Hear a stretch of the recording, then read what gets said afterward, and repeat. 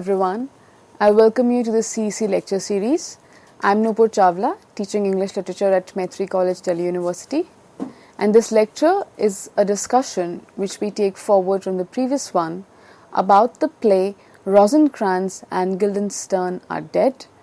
It's a play written by Tom Stoppard in 1966.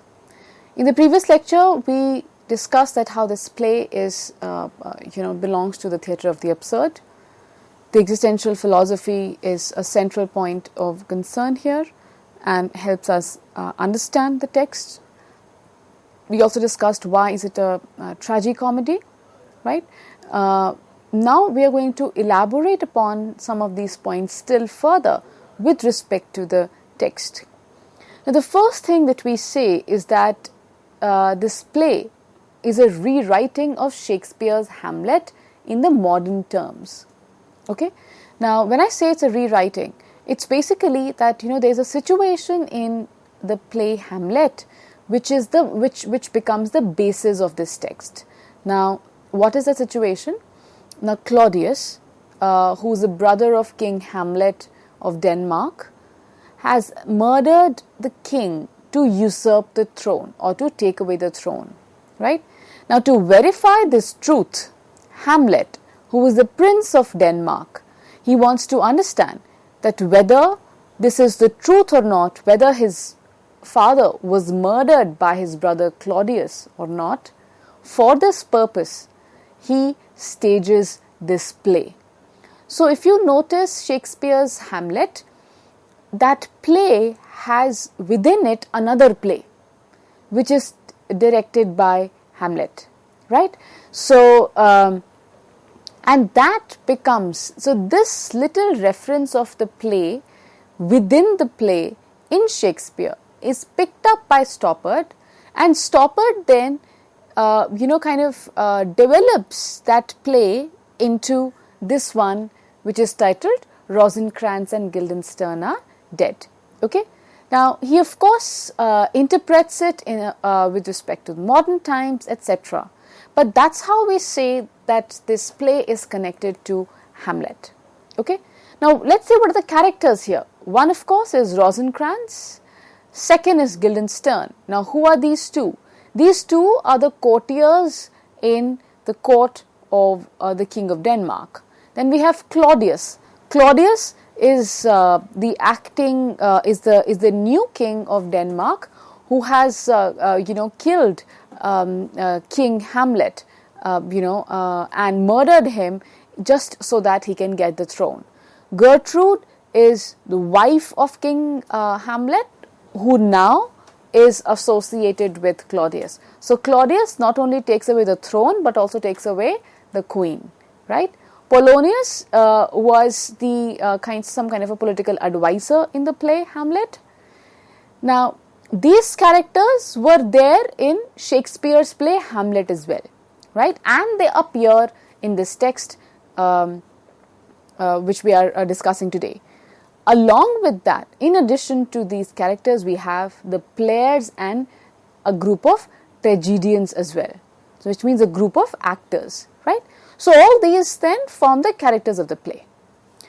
Now, we need to say that we need to look at the fact that how the play's absurdity, right? We have been talking at length about the fact that how this play belongs to the movement of theatre of the absurd. So, what we say next is that this play's absurdity is actually a comment on the modern condition. All right. Now, when I say it's a comment on the modern condition, how does that come about? And what or where do we see the absurdity in this play? First, there's a lack of a coherent plot. Right. Now, if I talk about the plot of the play, usually what do you see? That there's going to be a beginning, a middle and an end, right? There are these definable moments in the play. There are these events, one event leads to another, there's some kind of a development and all of that, right? But if you read this play, that kind of a coherence is not there. So when, of course, it's a play in 3 acts. In the first act, you just see Rosencrantz and Guildenstern engaged in a almost mindless conversation which would not make sense to you, right?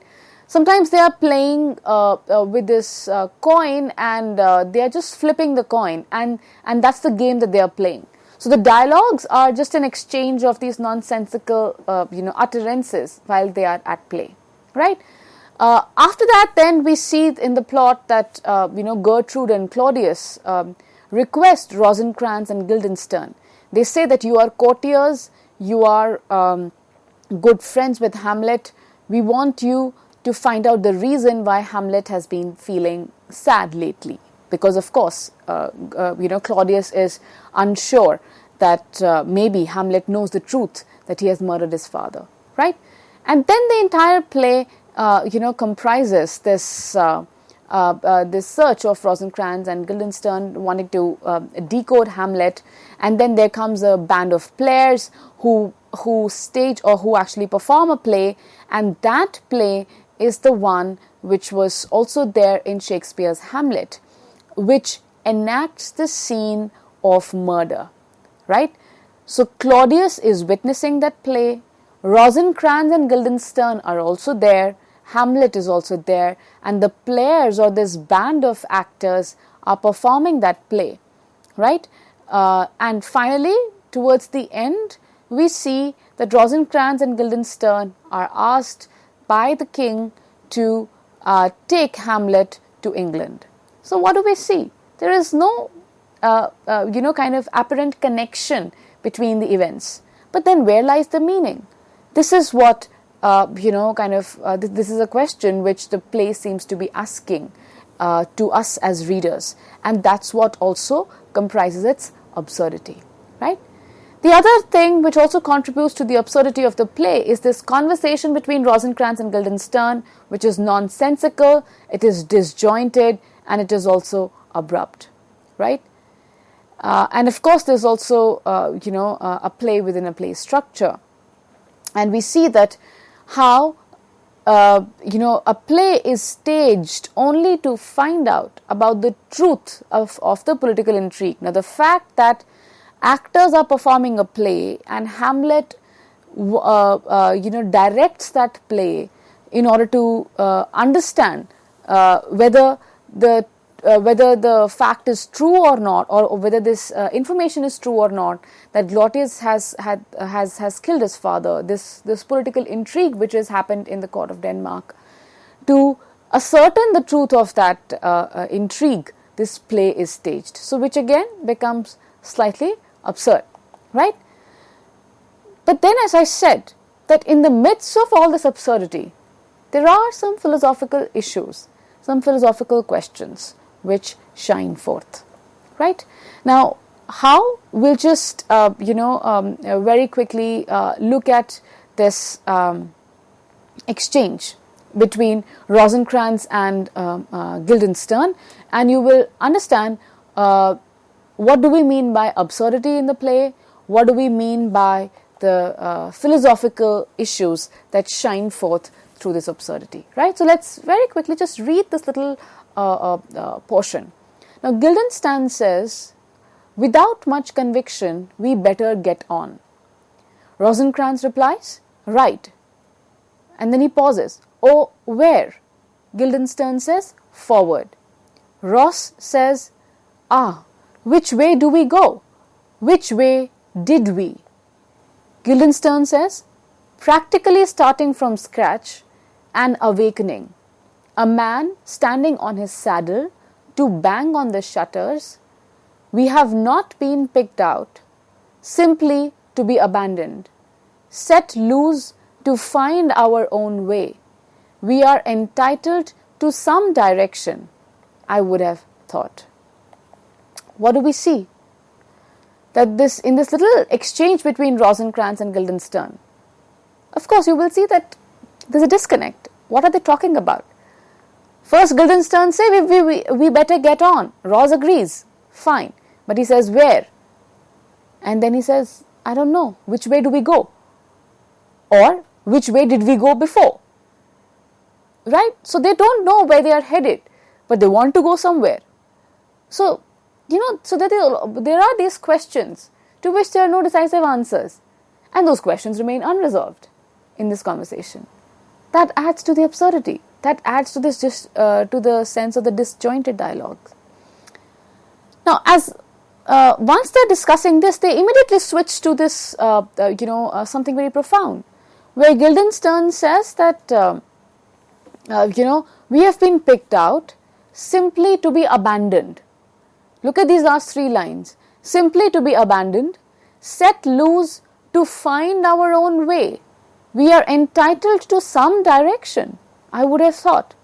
Now, what do we notice over here?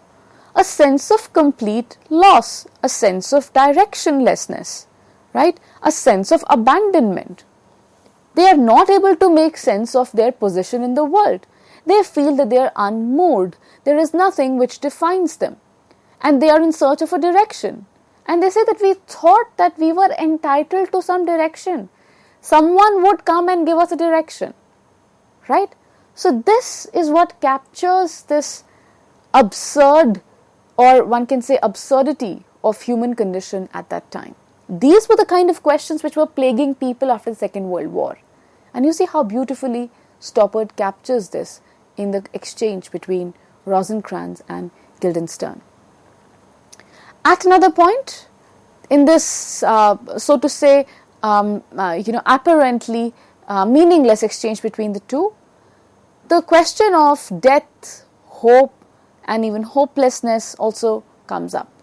Let's look at this little dialogue by Ross, who's Rosencrantz. He says, now over here they are actually discussing about a Christian burial, okay, that where a dead body is put inside a box. He says life in a box is better than no life at all. So he says that living in if somebody is put in a coffin, if someone who is alive but is put in a coffin, is still better than dying. So we see that there's some kind of a fear of death, right? Life in a box is better than no life at all. I expect you would have a chance at least. You could lie there thinking, well, at least I am not dead. In a minute, someone is going to bang on the lid and tell me to come out. Unquote. This is where Ross's words end. What is he saying? He is comparing a situation of an individual lying in a coffin to a person who is dead. And he says that death is more scary than feeling claustrophobic in a closed space. He says at least, even though you're in a coffin, now imagine how suffocating it is. So coffin one can see as a metaphor or as a symbol for a suffocating existence, right? So even if you are suffocating, he says, it is a little better than death. Why? Because at least there is some hope that somebody could come from outside and open the lid of your coffin and you would be set free. And says that you would be asked to come out, right? So we see that how this kind of a obsession with suffocation, with death, with a hopelessness, and this tendency to still hope despite that, all these concerns come out in flashes in the discussion between Rosencrantz and Guildenstern. Similarly, the player, which is another actor in the group of tragedians, he also makes a very profound statement. He says, life is a gamble at terrible odds. If it was a bet, you would not take it. Unquote. Now you see, what does he say? Life is a gamble at terrible odds.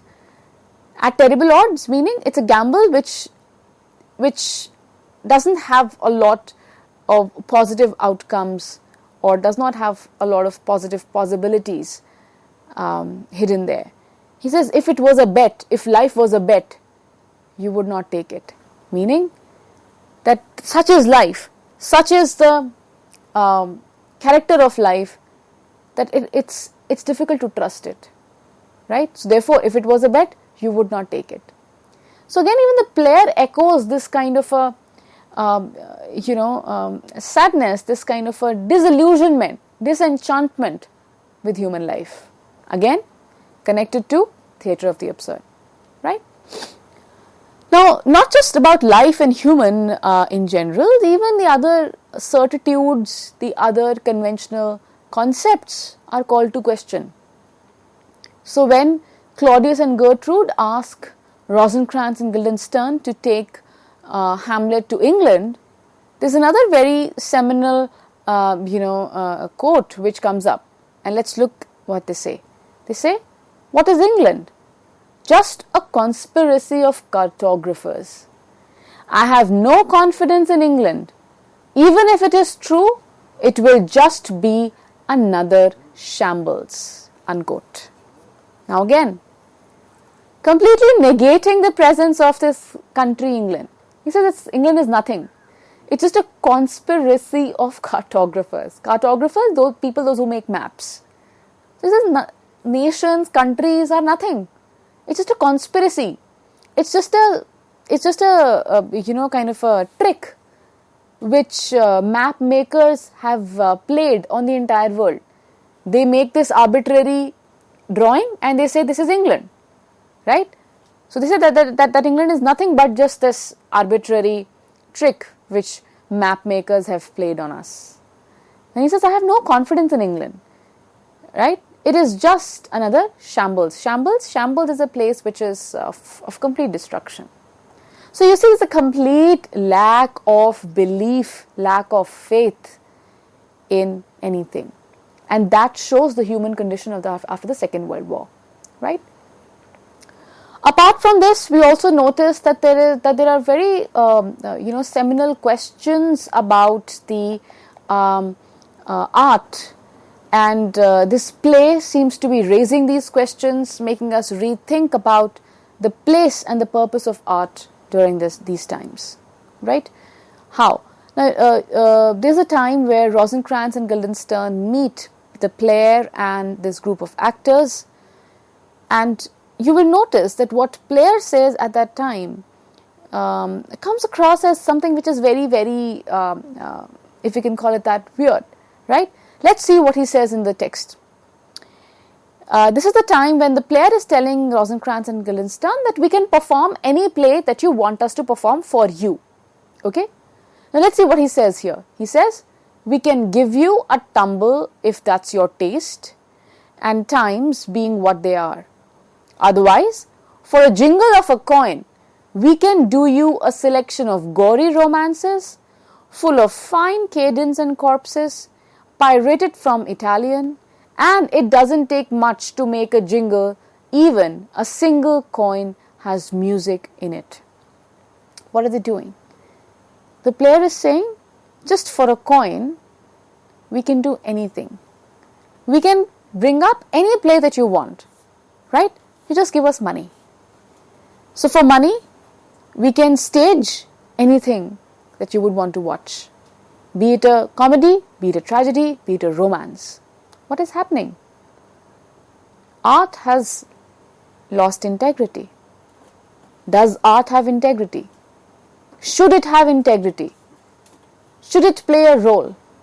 Or should it be just like any other object which is being sold at a mall or at a shop outside? In 1960s, Tom Stoppard is raising this question through this kind of an engagement, right? We also notice that there's an anxiety of absence of the audience, right? Within this group of actors that we come across in the play, the tragedians, we see that they're very anxious that they don't have an audience. Now, why is this anxiety of an absence of audience? We will go into this in just a bit, but let's just look at this exchange, okay? The text says, the group turns and halts joyously, they say, an audience. All of them together say, an audience. Rosencrantz and Guildenstern half rise. So these actors, the moment they notice Rosencrantz and Guildenstern, they become happy and they say, wow, an audience. And then they say, don't move.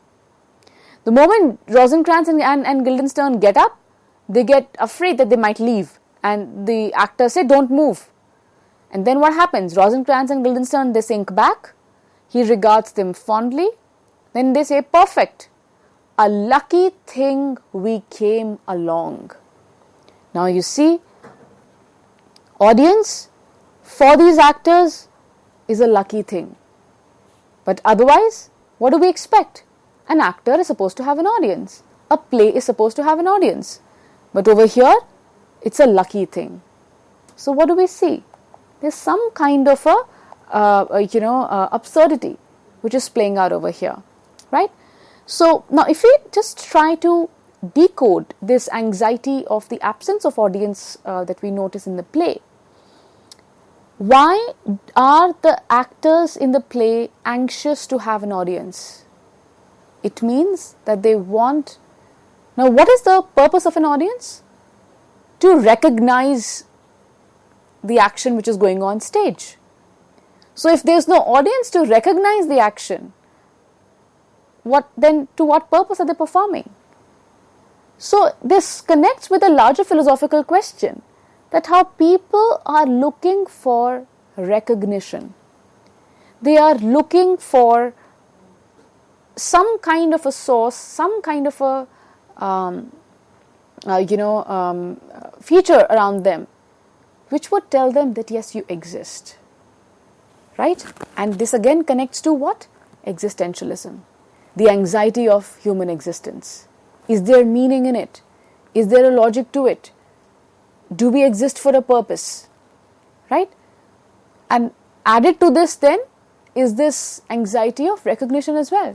How do we ascertain that we are existing, right? How do we ascertain there is a purpose to what we are doing?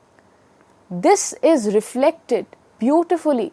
This is represented beautifully by Tom Stoppard in this anxiety of the absent audience that he shows in the play, right? So you will notice that, this play has a lot of these moments where on the face of it, you might feel that the play lacks logic, lacks coherence. But through these flashes, through these philosophical flashes, a lot is conveyed by Tom Stoppard. And we must connect this to the situation of the 60s, right?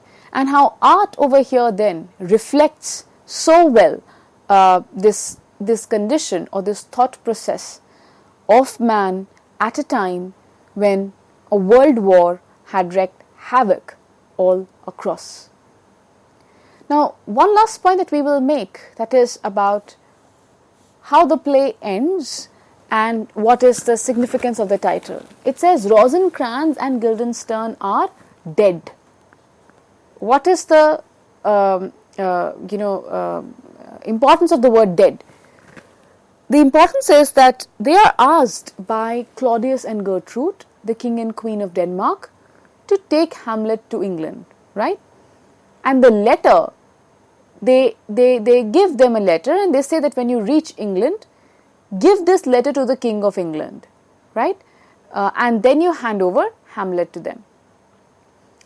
While they're on the boat, they open the letter and they see that the king has written that Rosencrantz and Guildenstern must be killed. So, the king and the queen are using Rosencrantz and Guildenstern here to transport Hamlet to England, but that letter says that these two must be killed. Now, this is actually an inversion of the actual letter which you come across in Shakespeare's Hamlet. The actual letter says that Hamlet is supposed to be killed. But in this working of that play from Hamlet's perspective, which Stoppard does here, that's inverted. So the hero, who was Hamlet in that case, comes on the sideline, and those who are on the fringes, these two courtiers, Rosencrantz and Guildenstern, they occupy the center, right? So, and in the play, in Shakespeare's play, Hamlet feels that his friends, so to say, have somewhat wronged him because they are working for the king, because they are so, urgently seeking king's approval. They are running errands for him. So he feels somewhat betrayed. The king who has murdered his own father, right? So Hamlet over there feels betrayed by his friends, and therefore when Stoppard rewrites that sequence in the form of this play which we are reading or which we are discussing now, Rosencrantz and Guildenstern are dead. So this is rewritten from Hamlet's perspective. So what would Hamlet want in that case? He would want in that letter the death of Rosencrantz and Guildenstern and not death of Hamlet. Right? That is what it means by Rosencrantz and Guildenstern are dead, which is the title of this play. Alright? So what I've done is that I've just opened up some of the areas, some of the important issues that you must keep in mind when you are reading this text. It's a very dense text. I mean, on the face of it, you might feel that, oh, there's nothing. But if you go into a deeper analysis of it, particularly when you read it in conjunction with Shakespeare's Hamlet, there are a lot of issues, a lot of areas that lend themselves to analysis. Okay, so what we've discussed then is how this play has features of the absurd.